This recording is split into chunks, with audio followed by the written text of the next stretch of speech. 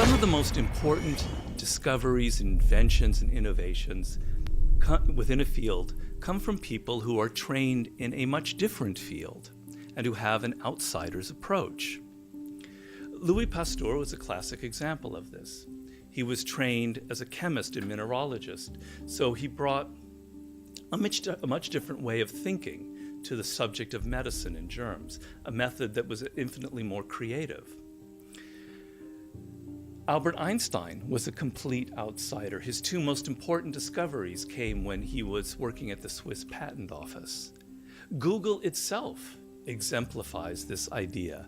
It is perhaps the most successful business on the planet, founded by two men who are relatively complete outsiders to business and who therefore structured and directed their company in a very novel and creative fashion. I could go on and on and on with this list, including many great artists. There are two important reasons why outsiders generally have a creative advantage. First, they are less steeped in and burdened by the conventions of the field that they are attacking. They ask a different set of questions. They approach problems from unconventional angles. And second, they are often trained in totally unrelated fields and so can make interesting and creative connections between two very different forms of thinking, like science and business, or chemistry and medicine, or engineering and design. Now, we can't all consciously follow such a path, but even within the careers that we're pursuing, we can train ourselves to think like outsiders and help loosen up the mind in the process. Everyone in this room knows how to create. You're not a manager of your life, you're a creator of your life, or you wouldn't be in this room. How do you create your life? You get hungry for something, don't you? Who has done something in your life that once seemed difficult or impossible, and now it's part of your life? Who's got something in your life in this area? Say I. How did you do it? You created it 3 ways. Number 1, you decided there's something you wanted so bad that you unleashed all your desire. You became obsessed with it. If it was a business or a car or a relationship or a transformation in your body, if there's something you once envisioned and now it's real, it's because you didn't just envision it, you brought so much emotion to it that now it's in your life. It was once a dream, it was once a goal, and now it's in your life. How many have something like that in your life now? Say I. You may take it for granted now, hopefully not, but it was once just a vision. It may have seemed impossible at one time. So how did you do it? You started with a concrete vision of what you wanted and you focused on it continuously, didn't you? Wherever focus goes, energy flows. You envisioned something, you got clear about it, and then you started thinking about all the reasons why you wanted it. You got excited about it. Said, this is what's next for me now. I want this. You may have dreamed about it, thought about it, talked about it. But when you focus on something continuously, something magical happens. You get insights, don't you? You overhear a conversation and you hear something you wouldn't have heard if you didn't have that outcome or goal that you wanted so badly. Who's ever come up with something, obsessed about it, didn't even know how to do it, and it just happened and it came together? Who's had that experience? Say I. So why don't we tap into that power now for your business and life? So when we came to America, we were poor and broke, the way I looked at it, because we would always run out of money before run out of month. We decide, do we do without electricity or gas? Because some months we couldn't afford to pay both. And being broke is being without money. Being poor is being kind of scarcity-minded, poor-minded. And we just realized that money's for the rich, money's for the Americans, it's for the people who were born here, who went to college. And that's how I grew up. And later, Jim Franco taught me that, hey, you know what? You can't be scarcity-minded. You have to live in abundance. You have to understand that people just want a solution to a problem and they don't care about the color of your skin, about the level of your education. They want a solution to a problem. So he taught me, he had to break all these old patterns that I had, right? What were some of the patterns? Some of the patterns were that money's for the white folk and not for the foreigners. You actually thought? Yeah, I really, because that's how it was. Because every time we went and got more food stamps, it was all foreigners. There was no white people in line, at least not in the parts of Santa Ana that I was raised. And so I felt that money was for the people who were telling us to leave this country, go back to your own country. And that also puts a chip on your shoulder, right, against them. And so I guess I had some reverse racism towards white America. Now I realize for no apparent reason. There was a couple of idiots in every culture, I imagine, right? But so that was one pattern that I had. Another pattern that I had was that being proud to be blue collar. Like my dad was like, and he still says this, work is holy. And I believe that work is holy. But the fact that he had so many jobs, a paper route, pumping gas, worked at a pizzeria. And so because of that mindset, blue collar, we were always this blue collar mentality, and I took pride in being blue collar. Another pattern Jim Franco had to break was he's like, dude, be white collar. Don't use the shovel, sell the shovel. I'd never heard that phrase before. I'm the guy that took pride in, I could dig a deeper hole, a deeper trench, I could outwork you, but that's still trading time for dollars. And so to be able to break those limiting belief systems that I had, to me was huge. And all of a sudden I realized I'm no longer poor-minded. I may end up broke again. I do really well now, but I may make one or two bad decisions with my money or my investment and end up being broke again, but I'll never be poor. And I know how to get back from broke because I know how to add value to society, solve problems in exchange for money. But I'll never be poor again. And poor is a state of mind of feeling out of control, scarcity-minded, taking pride in being blue collar. No one should ever take pride in being blue collar, period. You've got a brain, you've got a solution to a problem that people want to pay for, put it out there. So when you say scarcity-minded, abundant-minded, what do you mean? Well, a scarcity-minded person says, uh-oh, someone else opened up a gym, across the street from me, they're gonna put me out of business, I better charge less, right? The abundant-minded person says, someone else opened up a gym across the street from me, I better out-service them, outwork them, out-social media them, right? So the scarcity-minded person is always, the sky is falling, the Chicken Little mentality, the, oh my gosh, if Trump goes into office, then we're all screwed. Oh my gosh, if Hillary goes into office, then we're all screwed. I don't care who's in office anymore.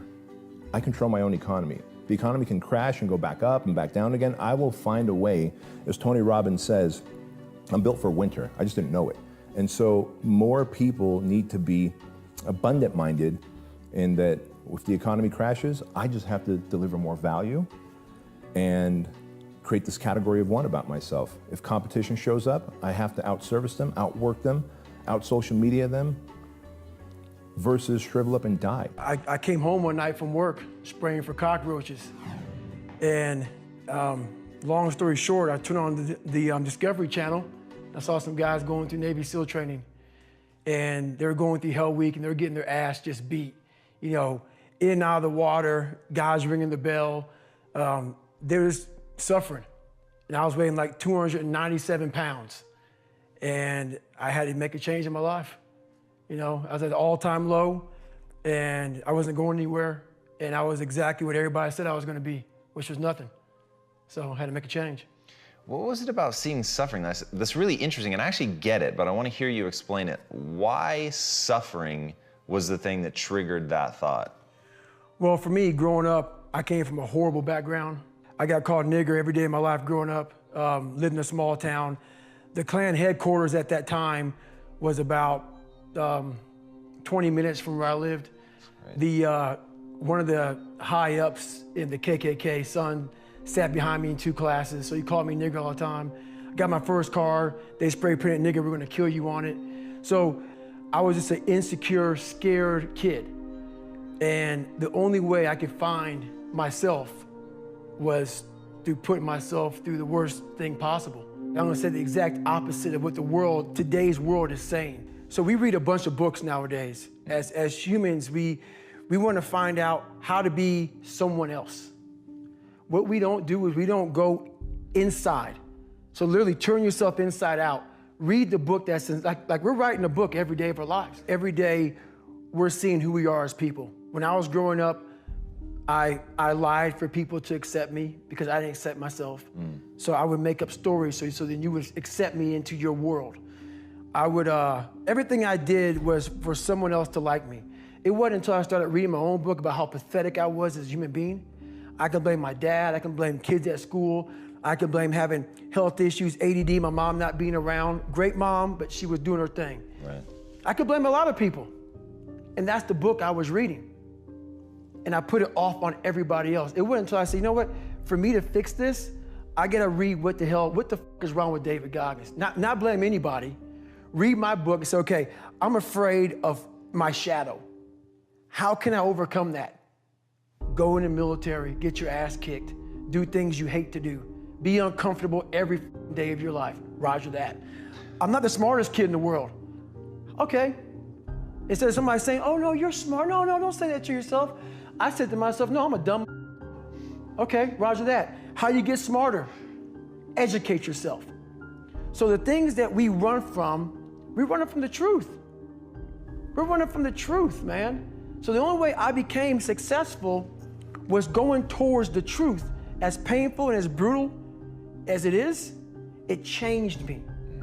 It allowed me to become, in my own right, who I am today. Everyone has a problem with time, but the day has 24 hours and we sleep 6. Now I know there's some out there that say, whoa, I need 8.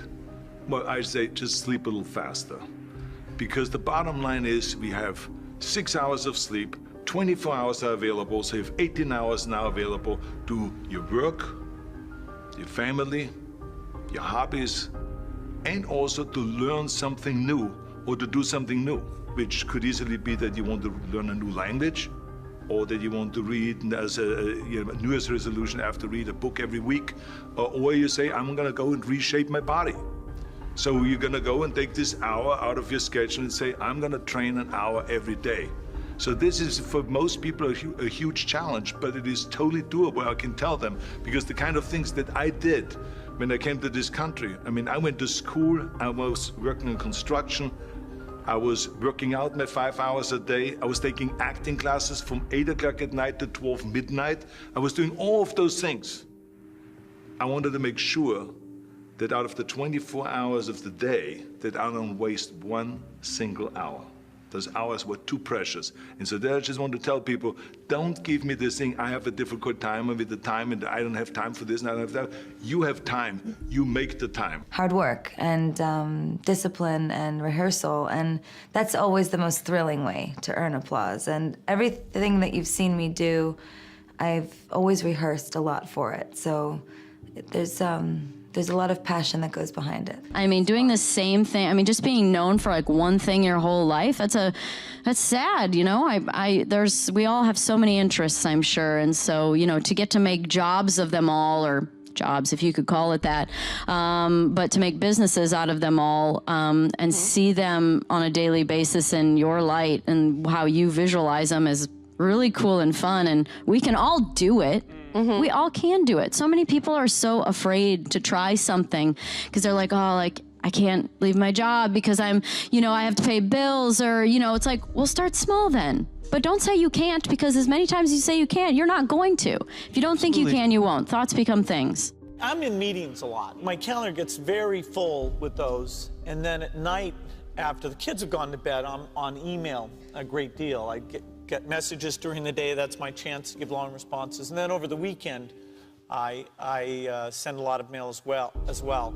I take 2 weeks a year to just go off and read and think, where I'm not interrupted by work or anything else. I'm just solidly trying to think about the future, and people get to send me things to read as part of that so-called Think Week. So it's a nice mix of things. About 25% of the time that I'm out traveling around, meeting with customers, Europe, Asia, and that sort of helps me think, okay, do we have the right priorities? What are people responding well to, and what would they like to see us do better? Many people spend their lives in a state of almost permanent dissatisfaction. Right. Unfortunately. So they may be looking for some purpose, or they may have given up hope that there is some purpose for them, and they're just surviving or making a living. Or caught up in the doing. Caught up in the doing, in the stress of it. Right. And so usually when we talk about purpose, when people talk about purpose, they think of purpose in terms of future. Where am I going? What am I supposed to do? What's the direction I'm going in? What is my goal, the goal that I want to achieve? And that, of course, is there, it has its place, but I call that the outer purpose. More fundamental than the outer purpose is what most people usually overlook, and that is the realization that what matters most is finding your inner purpose. So, inner purpose is aligning your life fully with the present moment, so that you are no longer out of alignment with the present moment, which leads to the state of dissatisfaction that we talked about, that is the reality for many people. So you have to go, first of all, beyond the state of dissatisfaction that is so many people's reality. Right. But you cannot go beyond the state of dissatisfaction through some future goal that says, one day I would like to be in a state of fulfillment or satisfaction. No, you have to enter the state of fulfillment and satisfaction by becoming one internally with the present moment. And your purpose then, your inner purpose, is that alignment with where you are right now, to be totally where you are, and whatever you are doing, even if it doesn't look like the life purpose that you want for the next 30 years, whatever you are doing now, to be total in doing it, and no matter what it is, to be true to life by being true to this moment. I always want to constantly evolve, you know, I always want to constantly grow. I never want to get to a point where I feel like I got it figured out, you know, like I always want to like kind of like push myself to be better, you know, and do greater things, no matter what it is. I mean, I want to be the best. I'm a competitor, you know, I like to compete, you know, like growing up with, you know, with the name Michael Jordan, you know, I've always had a certain pressure on myself and always having to kind of like, you know, prove people wrong and I just kind of like put an instant chip on my shoulder of wanting to be great, you know, and do great things and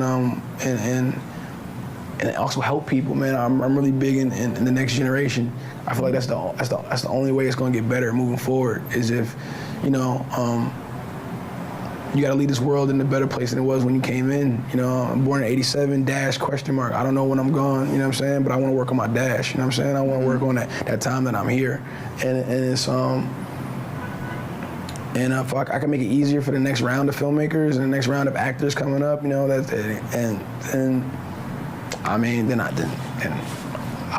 content with going out on that. Take it as it comes. Again, like I said, you were asking me about the future. I'll let you know a little bit closer. You know what I mean? All I can see right now is the gold. That's all I can see. You need to bet on your strengths and don't give a about what you suck at. You're gonna, way too many people in this room are gonna spend the next 30, 40 years of their lives trying to check the boxes of the things that they're not as good at, and that you're gonna waste a load of time and lose. I highly recommend auditing yourself, or if you have no empathy or EQ or self-awareness, then find somebody in your family or friendship that does and let them tell you who you are. And once you believe that, either for yourself or someone else told you, go directly, all chips, all into that, because that is the only possible way, in my opinion, watching from the outside, that is, let me rephrase, that is a very highly likely way of over-indexing, because the truth is, if you want to be an anomaly, you've got to act like one. You know, like, and so, that's it, that's what I got. So thanks for having me. As I started studying people that did more. Not people that didn't do more, not people that said do less, not people that said, hey, don't be satisfied or be satisfied, not people that said, hey, be grateful for what you have. I started studying people that said and had done more, that you can do more. That's who I listen to today. I listen to the people, my friends in my life, the people I listen to, the people I talk to, the people that I follow on Facebook or YouTube or Instagram. I don't follow everybody. I follow the people that say, you can do more, dude. I follow the people that say, I am doing more. I follow the people that are actually doing something on this planet to make a difference for the better. You have to be selective. You have to give something up, okay? You cannot listen to everybody, to every voice, to every person that's quit or given up. You got to make a decision. If you have that little voice inside of you that says you can do more, you have to give attention to that voice, and you got to feed it with those that support that idea that you can do more. Focus on things that are AI driven, artificial intelligence driven, whether it's machine learning, deep learning neural networks, medical applications. But within AI is a buzzword that everybody's using right now. You know, and to that point, you know, we as old guys, we go back and it's like 1995, we talk about the internet. And I would say to people back in 1995, look, if you don't understand the internet, you're not gonna be able to do business. And now that's just blocking and tackling, it seems obvious. Back then it wasn't, right? I could even take you further back to my first company. You know, what we did, it was a company called Micro Solutions, and we did local area networks and wide area networks. And I used to walk into companies and say, you're gonna have to hook these PCs together at some point. That'll make you more productive, more effective, you know, give you a competitive advantage. And people are like, nah, I'll just carry this floppy from this PC to that PC. Yeah, okay. But today, we're at the same type of inflection point with artificial intelligence. You don't have to be an expert and be able to put together your own neural network. You know, you don't have to know what weights and biases are. But you have to have more than just a cursory understanding. Just like you have to know the difference between, you know, different types of websites, and you have to understand e-commerce if you're in e-commerce. You have to have a cursory understanding of how apps work.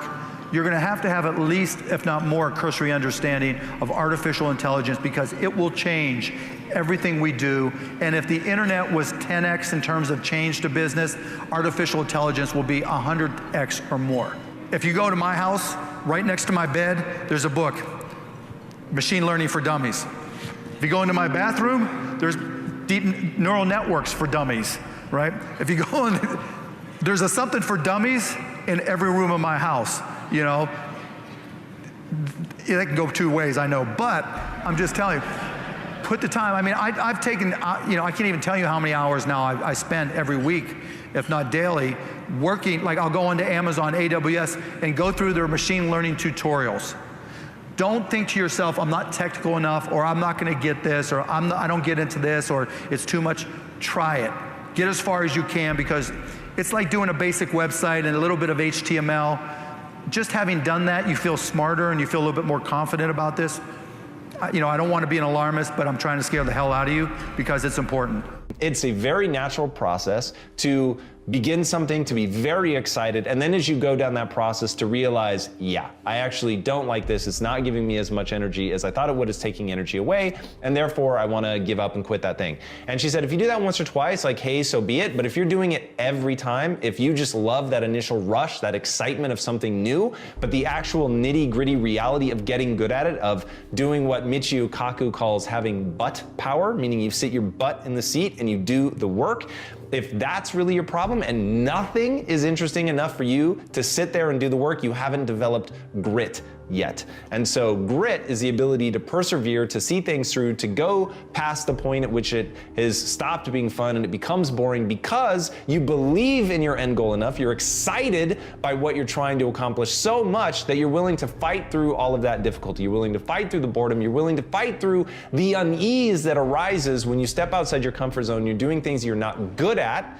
and things that are boring. Those are the two things that I find kill most people. They just cannot handle the things that make them go, oh God, like I'm not very good at this and I'm feeling really badly about myself. And they forget that they can get good on a long enough timeline. And then two, inevitably, in any pursuit of greatness, in any endeavor where you're trying to gain mastery, you're gonna get bored, because practice is repetition. It's doing something over and over and over and over to really train yourself to get to the point where you're truly exceptional. And there's just so much boredom inherent in that process. So building in the resilience to see all that stuff through is the key part of grit. And when I say life doesn't happen to you, it happens for you, I really don't know if that's true.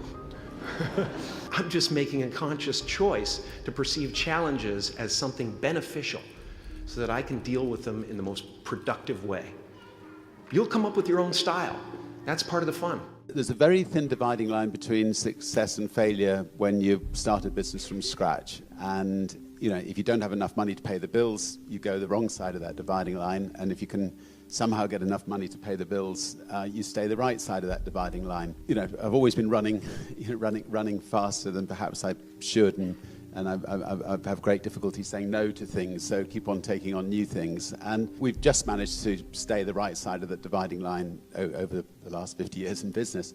But equally, in those early days, when you're starting a business without any financial backing, it's easy to slip the wrong side. And in fact, most entrepreneurs do slip the wrong side. And the important thing is then just to pick yourself up and start again. And if it doesn't work at that time, keep going until you do succeed, and not to give up. How did you stay motivated all the time? People ask me that all the time, and the answer is I didn't, and neither did you to become successful. The separator in life is really important. People think the most inspired, motivated person wins. Nah, not really. It's the person who can work on the days they're not inspired and motivated. It's what do you do when you're not feeling great? What do you do when it's not your best day? How do you do that? Carries you through is rituals and habits. So when you're fatigued, when you're tired, when you're under pressure, you react reflexively. And so successful people rely on habits and rituals, not just their inspiration and motivation level. Of course, we're both professionals at being motivated and inspired, but that's not every day, every minute. And so what do? I work on the days because my habits and rituals carry me through. And so for me, here's how I look at my life and my day. If I can control the first 30 minutes of my day, and the last 30 minutes of my day, I have a whole lot better chance of the middle of my day being controlled. And so I'm a freak about the first 30 minutes of every day. It's really about the first 45 minutes, and I'm obsessive about the last 45 minutes of every single day. That gives me some illusion in my mind and measure of control. The other thing it does, it delivers to me habits and rituals that serve me, that I do every day that are consistent. It gives me comfort in stormy times. That ocean out there is raging at the top right now, right? The waves are crashing. At the bottom of that ocean, it's completely calm. At the bottom of that ocean is the habitual part of the water, right? It's the part of the water that stays the most consistent. That's why it's so calm, okay? So when you see someone out of control, their emotions are up and down all the time. This is someone who is without rituals and habits. Successful people have those, and so they do. And so it keeps me calm, it keeps me comfortable. When I decided to do this, I first talked to my wife, who is sitting here in the audience, and she had married a relatively stable, goofy, but still relatively stable person working at a Wall Street firm. I worked at a quantitative hedge fund, and this was a hard decision. And I was looking for the right framework in which to make that kind of important decision. And the right framework I found is a regret minimization framework. And so that's just a nerdy way of saying that you want to project yourself to age 80, and then think back over your life. And if you're 80, what are you want to minimize the number of regrets you have throughout that period of time. I think this is something a lot of people do, maybe subconsciously. Very few people probably name it regret minimization framework because most people are healthier than that. But it was a very clear way for me to think about making that kind of life decision. And the way it helped was I thought, okay, if I go do this thing and participate in this thing called the internet that I genuinely believe is going to be a big deal, and if I fail, am I going to regret having tried and failed? And I knew the answer to that was no. But I also knew that if I didn't try, that I would always regret that. I would always wonder, and it would haunt me until that mythical day, which I actually hope will come. When the things most matter, you so desperately don't want to destroy it for being scared that you can really destroy it. Sure. When I hosted the Oscars, I was like, wow, man, this is 1 billion people, and I just thought, okay, whatever you do, just remember, you're a kid from Mooroonga in Sydney, you're hosting the Oscars, have some fun, and luckily for me, those turning points, I've somehow always stuck to that idea of just having fun. Being an actor, or even being an artist, and I had studied in school behind the camera, was not even in the vernacular of my dreams. I was raised 9 to 5, you go to work, you work your way up a scale. That's from your old man, right? Yeah. And that was all I was able to even, like I said, dream about. So the idea of living life and having a career that was in the arts, that was in the storytelling business, that was something that was really fun, was not something that, like I said, I even dreamed of. I was in the right place, right time, right bar. Guy found me and said, you want to come in and read for a part in a movie I'm here producing called Dazed and Confused? I said, sure. I go read for the part. It's got 3 lines. 3 lines turns into 3 weeks' work. They're paying me $325 a day. People are telling me I'm pretty good at it, and I think I'm getting away with something. And I still do feel like I'm getting away with something. Didn't you? People are just afraid, man. So many people are afraid of rejection or failure, but without failure, you have no success. What stung the most, biggest failure, I had a TV show called The Big House, got picked up by ABC. They told me that we were gonna do 12 episodes, flew me down to New York. This is the biggest news ever. I'm about to be rich, holy shit, I'm 22. I got a TV show, I'm writing, executive producing, starring in the show. You know what, no, I'm not just gonna go down there by myself. We gotta bring the cast. They said, nope, Kevin, we only flying you. I said, well, I'm gonna pay for the cast to come. I took my own money, flew them all down to New York. Get to New York, put on my suit, people taking pictures of me walking out. This is the best thing ever. Holy shit, I'm famous. This is what it is. I get to the upfronts. Upfronts are where they announce your TV show. It's a slew of shows. They're announcing their time slots. I'm next. They're about to announce The Big House. Somebody puts their hand on my chest and says, Kevin, wait. They talking to earpiece. They said, nope, I'm standing with him right now. I'm like, what's going on? What do they want me to do? You know, they want me to go on the other side or something? And he goes, okay, I'll tell him. They canceled. They're not going to pick you up. You got to step back. And I was like, wait, that don't sound right. Literally that fast, they sent me home. They were like, you got to just go home. TV show got picked up 6 months later for 6 episodes. The 3rd episode's aired. They canceled the show again. I got the show canceled twice in a 6-month period, which has never been done before. I booked about 3 more pilots. Got canceled. There was a show called John Stamos' show. He was a publicist. And they wanted me as a series regular. The show was going great. Ratings were good. Put me on the show got canceled. It was everything I touched on TV. Turned to I'm now just sitting out here doing nothing. I ain't had no money. Borrowing money left and right. I decided to say, F it. I said, I'm just gonna do stand-up comedy and focus on my craft.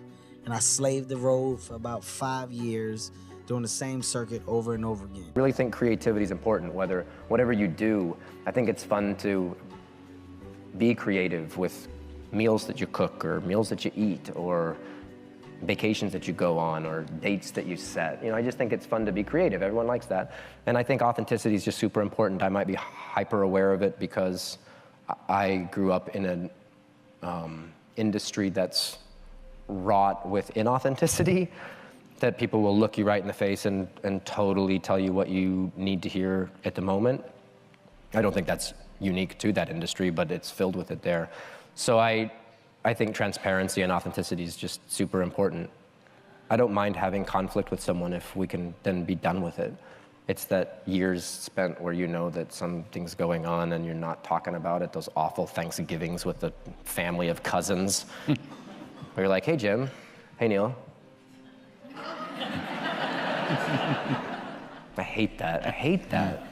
Life's too short for that stuff. Just saw this Rumi quote that I love. Set your life on fire and seek those who fan your flames. The Philly translation of that is don't be hanging with no jank-ass jokers that don't help you shine. The prerequisite for spending time with any person is that they nourish and inspire you. They feed your flame. Look at your last 5 text messages.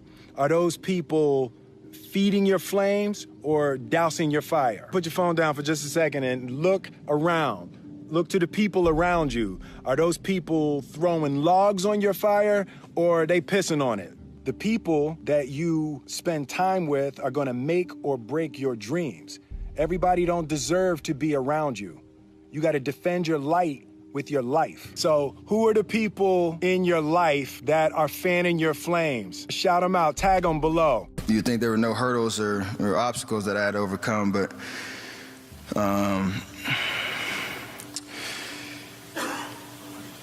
even when I got to high school, I wasn't ranked.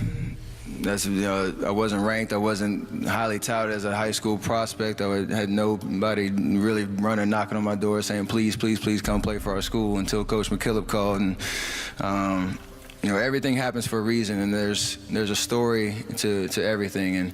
And if you take time to realize, what your dream is, and what you really want in life, no matter what it is, whether it's sports, whether it's in other fields,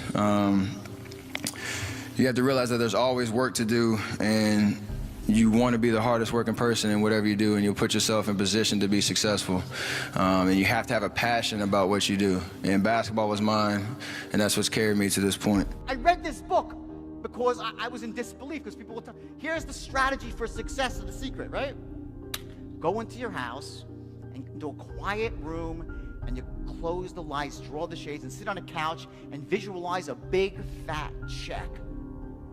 25 G's, $1,000 US, okay, with your name on it. And I want you to imagine that check and just make that check go bigger in your mind and make it real, more real, and just put it out into the ether of the universe, and the law of attraction will take hold. Just think about it. Bullshit, right? Hello? If that's your strategy for success, the only thing that will show up in your mailbox is not the check, it's a freaking eviction notice from your landlord. They'll be towing away your car. Your wife or your husband will be over the next door neighbor, and you'll be still saying, where's the check? Where's the check? Where's the... Okay? The Secret is a load of crap, okay? Do I believe in manifestation? Yeah! Damn straight I do. But you gotta take action. I'm one of those unfortunate people. I tried it. I really did. I swear I tried it. I read the books, well, let me try, you know? So I sat there and I prayed for the check, never came.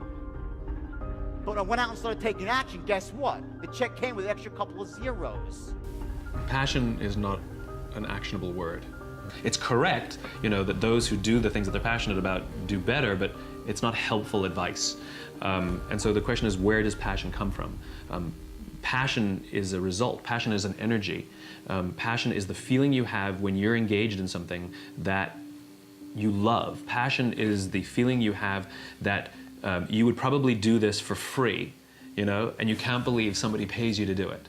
You know, and I think we mistake that passion is something we do in our private lives, but it shouldn't be done, you know, in our careers, for example. And I'm a firm believer that you are who you are. And anybody who says I'm different at home than I am at work, in one of those two places, you're lying.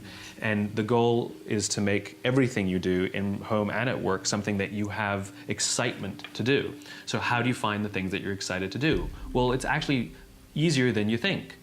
What are the things that you love to do? What are the things that you would do for free? You know, how can you recreate that feeling and be paid for it? So what are the things that I do on the weekend, right? I love, I'm very involved in the art world. I love to go to museums and galleries, but I love to go see dance and performances because I want to see how others are interpreting the world. So that inspires me. New ideas, new thoughts, new ways of looking at the world are things that interest me privately, and I seek it out and pay money for it, right? So does that mean I have to have a career in the arts? No, it means I have to have a career where new ideas are explored, where people are experimenting and trying things out, and I have to explore new ideas and try things out, and I'm just as excited to go to work every day as I am to, you know, go do something on a Saturday night.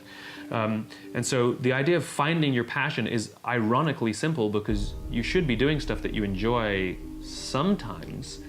What is the stuff that you enjoy, and then what is the stuff that you love? Who are the people that you love, and what do they all have in common? I find that levels of success in almost any industry or area correlate to a person asking great questions. In some cases, they seem absurd. In fact, the hallmark, in a way, of great questions is that they sound completely ridiculous. So someone might ask, like Peter Thiel, why can't you achieve your 10-year goals in the next 6 months? As a thought exercise, that's a good question to answer for yourself. And these types of questions come up surprisingly often with very, very impressive folks, whether it's in business, military, entertainment, or otherwise. And the way you can get better at questions is by studying interviews in part. So I studied Larry King, I studied Charlie Rose, I studied Terry Gross, I studied go down the list. I studied Tony Robbins, who does in-person, one-on-one interventions at his events in front of 10,000, 5,000 people. And he's just genius with how he uses questions to like pattern interrupt and grab someone's attention and divert them in a more productive direction. Now, why is that relevant? It's relevant because thinking is the process of asking questions. You're asking yourself questions and then you're answering them in your own head. So if you get better at asking other people questions, you get better at asking yourself questions, which means you're improving your thought performance and level of thinking. I don't try to look too far in advance because I get overwhelmed really easily. You know, like if someone has a lot of weight to lose, if their goal is like lose 100 pounds, I can only imagine, like, even with me with some of my goals, like this recovery, it feels like it's so far away, and it takes so long for you to like start seeing a difference that like you're naturally are motivated to keep going, right? That it'd be super easy to give up or to want to stop. But if you, and I tell people this, if you just focus on all those little moments along the way and ignore what your big goal is, time goes by so fast. Yeah. Like a year goes by so unbelievably fast that it will be here before you know it. And I completely agree that sometimes if you focus on something that is so far away or does feel so out of reach, you can definitely get too discouraged like before you actually try to get there. Start checking in with your thoughts and how you're feeling each day. So outside of a gratitude practice, which I'm going to kind of talk about as well, this is probably the #1 fastest way that you can start changing your life. And I'm going to tell you about the ripple effect that happens. So it's checking in to see where you're at. What emotion are you feeling in that moment? So if you wake up in the morning and you're anything like me, I don't necessarily wake up in the best mood at all. So I really need to start figuring out how to up-level my feelings, right? Because our feelings are the best indicators of what we're attracting, what we're going to attract that day, how we're going to feel, maybe what's going to come into our life, who we're going to end up talking to.